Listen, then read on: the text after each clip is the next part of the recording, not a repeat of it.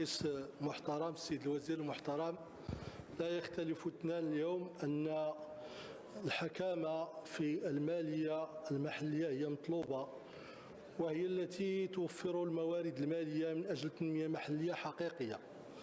إلا أن هذه الحكامة اليوم تقتضي شيئين أساسيين: أولا تدبير المداخيل وترشيد النفقات.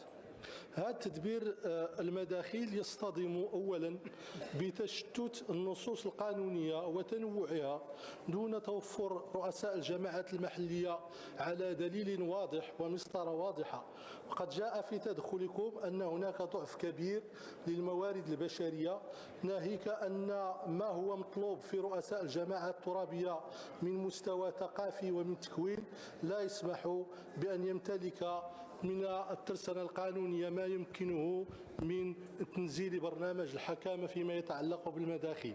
أما فيما يتعلق بالمصاريف، فمرسوم الصفقات العمومية التي تم تعديله مؤخرا هو متشعب ويصعب فهمه على الممرسين والماليين، ما بالك بالأشخاص العاديين.